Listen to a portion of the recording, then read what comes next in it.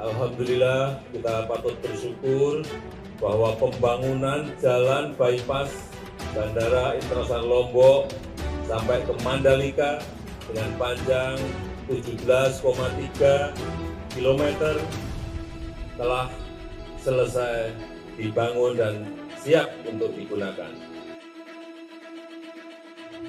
Mandalika gagah, rakyat mendelik. Jokowi bergaya di Mandalika, rakyatnya meronta tak diganti rugi. Inikah namanya pemimpin rakyat?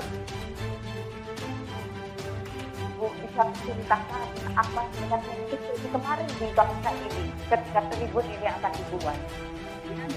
Kemarin pergi ke pasar, pulang-pulang ke pasar, tiba-tiba ada polisi yang datang berbaris-baris di sini. Terus saya tanya, mau ngapain ini? Katanya mau ngusirin tanah buat jalan untuk pergi ke Seger. Oh, saya tidak bisa kalau digusur ini sebelum dibayar. Tidak ada informasi atau permisi, langsung digusur tanpa pengetahuan pemilik lahan. Akhirnya kita cegat, tapi dia tidak mau dicegat. Akhirnya kita konfirmasi dengan pihak Sapam dengan Pol PP, polisi, tetapi dia tetap tidak mau.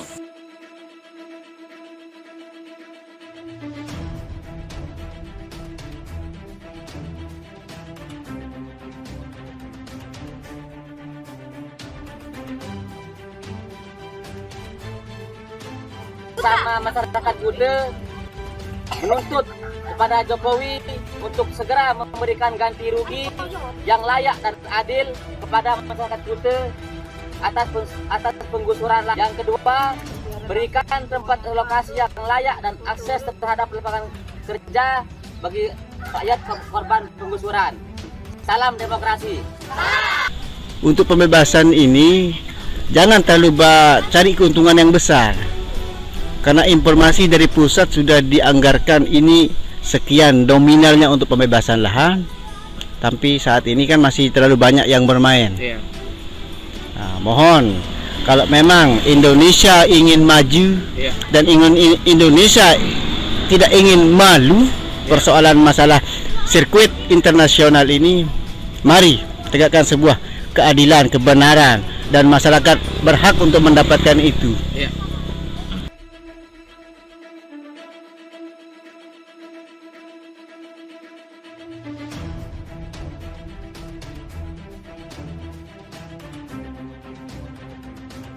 Kalau lahan untuk sirkuit itu sudah siap, selesai semua. Cuma seperti yang disampaikan tadi, walaupun menurut saya agak berlebihan juga. Ada beberapa warga yang masih tinggal di dalam sirkuit. Nah, setelah kami berkomunikasi, ini kan pengelola kawasan ini namanya Indonesia Tourist Destination Corporation atau ITDC yang mengelola kawasan pariwisata. Jadi sudah ada kesepakatan bahwa lahan enclave itu akan dibayarkan oleh ITDC. Tapi ini tidak sesuai dengan rencana semula karena dengan pariwisata kita betul-betul terpukul akibat pandemi ini, kemampuan finansial ITDC itu terbatas sehingga mereka tidak membayar tepat pada waktunya. Oleh karena itu kami dari Pemda mengambil inisiatif membantu ITDC untuk memperkenalkan dengan Bank NTB Syariah. Jadi ITDC nanti akan minjam uang di Bank NTB Syariah yang akan digunakan untuk membayar masyarakat itu. Mudah-mudahan sebelum nanti bulan November World Superbike ini sudah dibayarkan. Kami mahasiswa Indonesia bersumpah bertanah air satu, tanah air tanpa penindasan. Di balik kemegahan sirkuit Mandalika, korban gusuran meronta karena belum diganti rugi. Kelora.com. Presiden Joko Widodo diminta oleh Front Perjuangan Rakyat Nusa Tenggara Barat untuk menerbitkan instruksi Presiden tentang penyelesaian sengketa lahan di KIK Mandalika. Tuntutan tersebut menyusul langkah Presiden Jokowi meresmikan Pertamina Mandalika atau International Street Circuit alias Sirkuit Mandalika di Kabupaten Lombok Tengah, Jumat 12 November. Ternyata di balik kemegahan sirkuit Mandalika tersebut masih menyimpan sengketa lahan.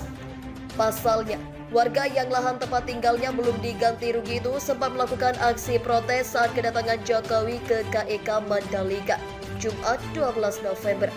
Berdasarkan siaran pers FPR NTB, aksi protes tersebut direspon Presiden Jokowi dengan menemui 4 orang perwakilan warga dan selanjutnya menjanjikan untuk memberikan ganti rugi sebagaimana yang dituntut.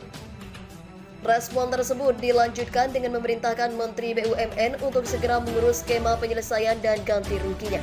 Jelas juru bicara FPR NTB Badarudin, Sabtu 13 November. Namun warga korban penggusuran demi pembangunan KEK Mandalika Resort yang belum diganti rugi menginginkan adanya kepastian hukum sehingga meminta Presiden Jokowi menerbitkan Inpres.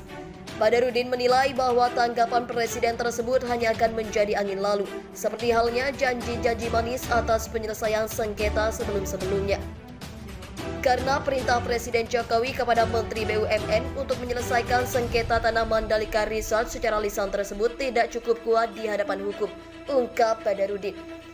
Dalam siaran persnya, FPR NTB menekankan pemerintah dan PT ITDC tidak boleh pandang bulu dan membeda-bedakan penanganan penyelesaian sengketa tersebut. Sebab seluruh warga yang mendiami lokasi tersebut adalah korban penggusuran dan semuanya harus mendapat ganti rugi yang layak dengan perhitungan. Minimal disesuaikan dengan biaya pembangunan rumah. Di luar ganti rugi lahan dan tanaman, serta relokasi pun harus ditetapkan dengan standar tidak memutus akses rakyat terhadap sumber-sumber mata pencariannya. Jelasnya. Badarudin menambahkan bila masalah itu tidak segera diselesaikan, kemegahan sirkuit Mandalika akan tercederai dengan pelanggaran HAM yang terjadi di balik pembangunannya. Selain itu, keberadaan sirkuit Mandalika yang megah itu juga harus mempunyai dampak dan manfaat bagi penduduk lokal, agar pemuda tidak hanya menjadi penonton yang silau atas kemegahan pembangunan tersebut, ungkap Badarudin. Berdasarkan catatan di atas, FPR NTB menyatakan sikap dan menuntut sejumlah poin sebagai berikut. 1. Terbitkan instruksi Presiden tentang penyelesaian sengketa agraria KEK Mandalika.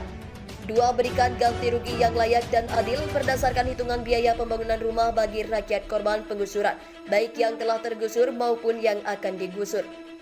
3. Berikan tempat relokasi yang layak dan akses terhadap lapangan kerja bagi rakyat korban penggusuran. 4. Berikan akses pendidikan kejuruan secara gratis bagi pemuda Lombok dan NTB yang sesuai dengan lapangan kerja di kawasan KEK Mandalika Resort. 5. Berikan jaminan kepastian kerja bagi pemuda di kawasan KEK Mandalika Resort. Kontroversi WSBK Mandalika. Pembangunan sirkuit yang diduga langgar HAM dan dugaan unboxing ilegal box motor. Gelaran World Superbike Mandalika 2021 di Lombok, Nusa Tenggara Barat tercoreng lantaran adanya insiden dengan unboxing ilegal saat proses pemeriksaan box motor.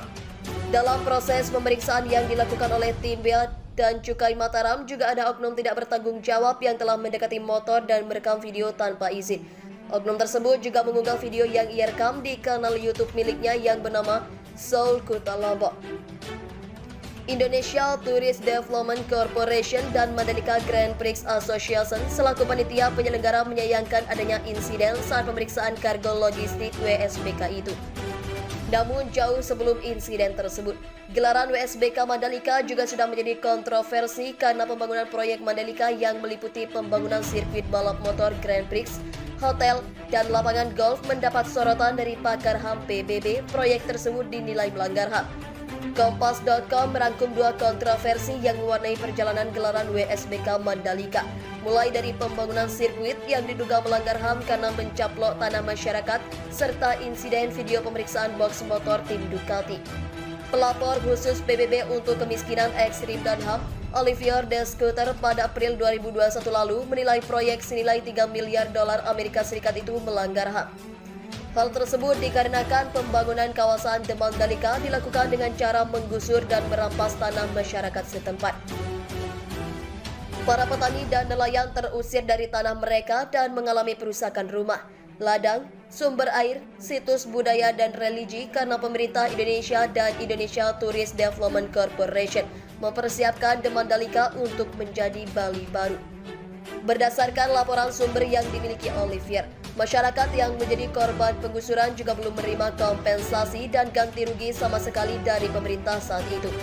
Sumber yang dapat dipercaya menemukan bahwa penduduk setempat menjadi sasaran ancaman dan intimidasi dan diusir secara paksa dari tanah mereka tanpa kompensasi. Terlepas dari temuan ini, ITDC belum berupaya untuk membayar kompensasi atau menyelesaikan sengketa tanah, kata Olivier de Scutter seperti yang dikutip Kompas.com dari laman EHCHR, Selasa 6 April 2021. Seperti diketahui, pembangunan sirkuit MotoGP di Mandalika terkendala pembebasan lahan. Warga menyebut pihak Indonesia Tourist Development Corporation belum membayar tanah mereka yang masuk dalam rencana pembangunan sirkuit. Terima kasih telah mengunjungi channel ini. Kami hanya sebatas menginformasikan. Andalah yang memutuskan. Kami, mahasiswa Indonesia bersumpah